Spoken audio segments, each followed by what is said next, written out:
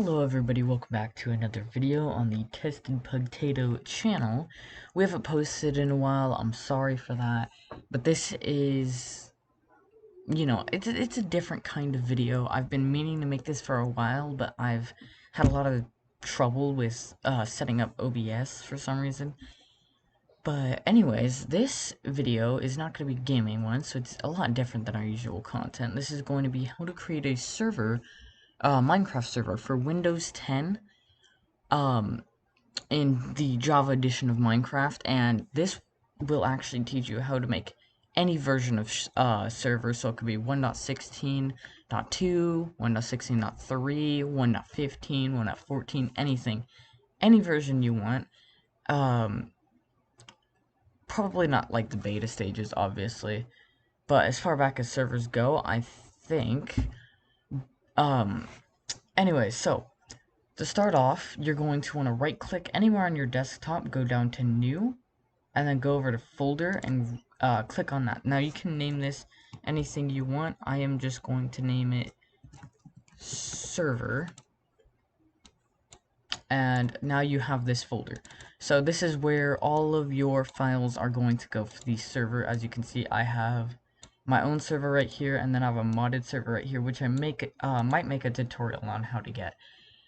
But now what you want to do is you want to open up your browser, and I have a bunch of links right here that I will put in the description. So if you want just the latest version, you're going to use the server download link. And basically this brings you to the official Minecraft website, and you will be able to download the Java edition server. And see, this is 1.16.3 .jar. So this is the server file for this snapshot, but I don't like making servers in snapshots because they tend to be very buggy. But this line of code, or not code, but Windows lines, I guess you could call it. This will be in the description, but this is very important, so I will actually come into my notepad. This notepad is not necessary, you do not need this, this is just for the sake of the video. So, there's that notepad. Now, if you did want to download the latest version, or the 1.16.3 jar, or whatever is here, you would just click on that and download the file.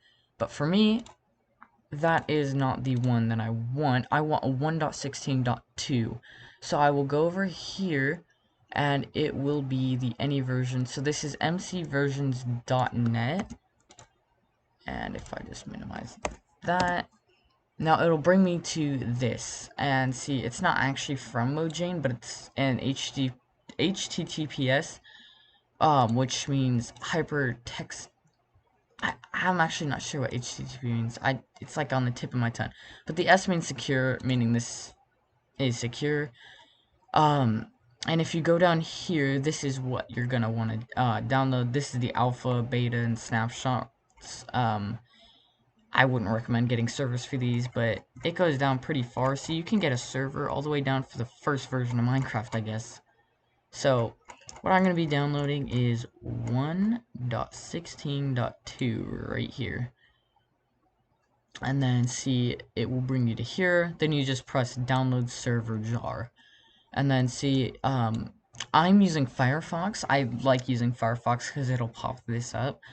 It just looks a lot better to me, and I can just press save file. But if you were using Google Chrome or something like that, it should pop up down here, and then you can click on that. But you want to drag it to your desktop, and if it's not in your, or if it's not on your desktop or anything, you can actually go in here to your file explorer, or type that in here, and then go down to downloads, and it should be in this downloads area. So this should be in here, and then you could just drag it to the desktop. So then you want to put it into this server folder. Now, you want to create you want to right click, go down to new, then press text document, and then I'm just going to name this Start.txt. Now, that line of code that I showed earlier, not that, if I open up this notepad, you will have to copy and paste that into here. So this means Java. This is starting Java. By the way, you need Java to, not Minecraft Java, but the actual Java like software in order to run the server. So I will teach you how to get Java in a minute. But this tells the computer to run Java. This is the, I think, maximum amount of RAM it can use, and this is the minimum. That's 1 GB. If you want to change it to 2, you just multiply this number by 2, or say 4, you'd multiply the number by 4. It's that simple. Then this is -jar, and then Minecraft server 1.16.3.jar. So as you can see right here, it's just called server.jar. So you want to delete the 1.16.3, and then you want to delete the Minecraft underscore, so that it just says, after the jar, it just says server.jar. Then just have the no GUI. What I like to do, and most people do, is you hit enter and then put pause at the bottom. That means when, say, the server was to crash, you could actually read the crash report instead of it just automatically closing. So then you want to go up to File, click Save, and then you want to go back up to File, click Save As. Now, then you want to click All Files, go down here, delete the .txt at the end and change it to .bat, and then press save. And now it should be up here. Now if you don't have any of that, you can just go up to, where is it, view. You can click view and then just turn all these checkboxes on. If you're not able to see the .txt, .bat, .jar at the end, make sure you have these on, because that is going to be helpful. Now you want to run the Start.bat. Now, it shouldn't actually work. You just give it a second, it should run. See, and then it says, failed to load eula.txt. You need to agree to eula in order to run the server. So then you just press any key to continue. And see, it generated logs in eula.txt. So you want to open up eula.txt. And then delete the false at the end of eula and change it to true. That's basically just agreeing to their license and, you know, the terms of service and all that. Then you just want to go up to File, click Save, and then close it.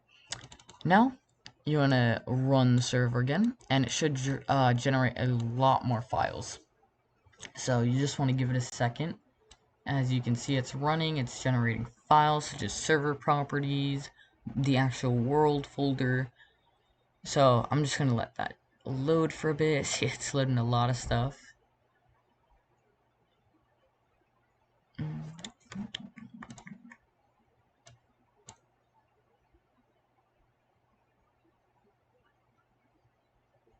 Alright. I don't know what's taking so long. Oh, okay. So if it just pauses like that, just press any key and it should start going up again.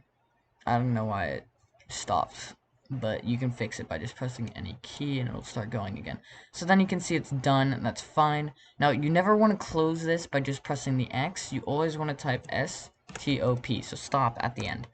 And then it'll say saving all the things. If you don't do this, it could corrupt your world. Now you press any key to continue, obviously,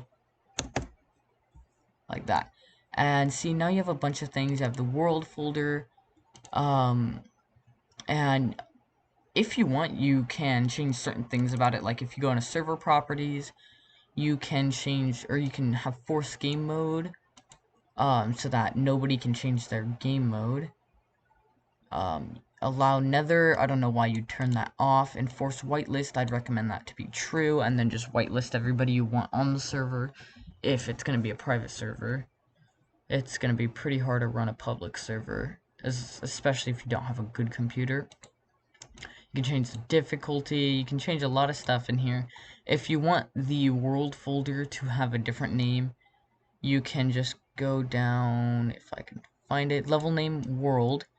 You would change this to say, I don't know, server world, and then you'd go to File, Save. Remember, always go up there and press Save, Then you delete this old world, and then you do not start.txt, start.bat. You can actually delete the start.txt. I'd recommend keeping it, so that if you ever want to change the RAM allocated to the server, you can do that at any time. Then, if you want, you can just press start.bat again, and it'll generate the new world. You can also put seeds in there and stuff like that. But at this point, you're actually not able to, or other people are not actually able to join you. So as you can see here, server world. So now I'm gonna open up Minecraft. Oh wait, okay, never mind. I'm using OBS. I can't record Minecraft like that. I'm gonna close that. So basically, if you wanted to connect to it, the server IP would just be 0 for you. It's that easy. So I'm actually gonna close this while it's generating. That's not good to do, but I'm gonna do it anyways, since I'm not actually gonna use this server. And now, I'm actually gonna show you how to get Java. So there's a link in the description that'll bring you to this page. I have it right here, but you could instead just type inside your search browser Java 64-bit download. Now, most likely you have a 64-bit computer, and if you don't, I'm going to show you how to check it right now to check whether or not you do. So you open up, I'm actually going to close that. So you open up your file explorer, you go down to this PC, and then right click it and go to properties, and then it'll say your system type right here. So see, system type 64-bit operating system and 64-bit based processor. So that's what I have. I have two 64-bit things. My operating system and my processor are both 64-bit. Now, what you'd want to do is, of course, so Java 64-bit download, and then as you can see right here, it will bring you to this page. Now, if you have 64-bit, you'd want to click on this and then download that, the Windows Offline 64-bit.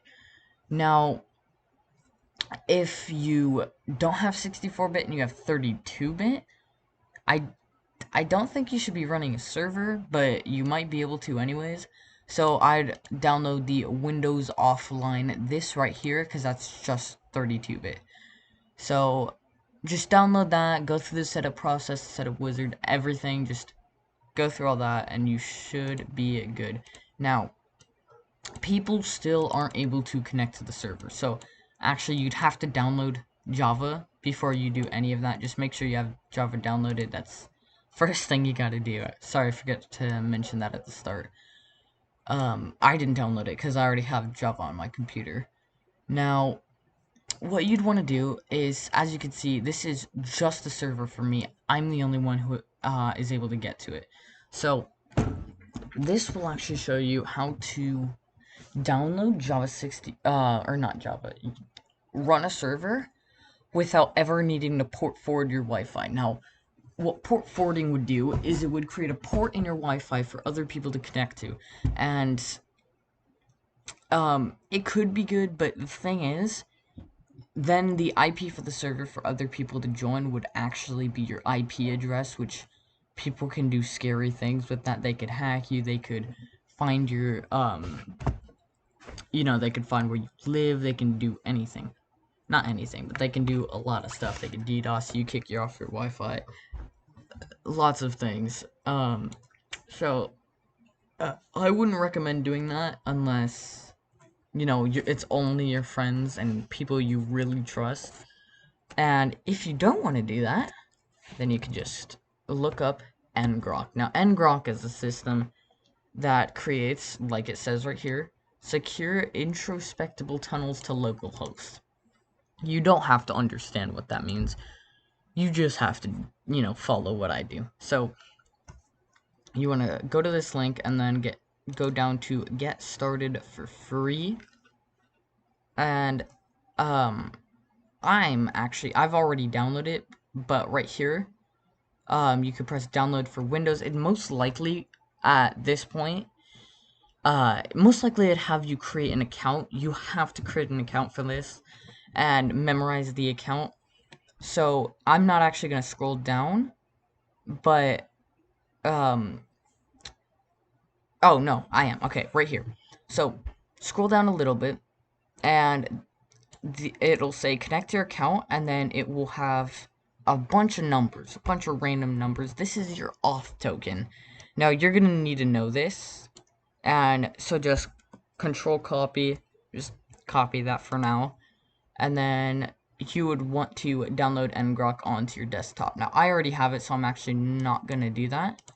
See, I have it right here. So you want to open it, then you want to type ngrok space auth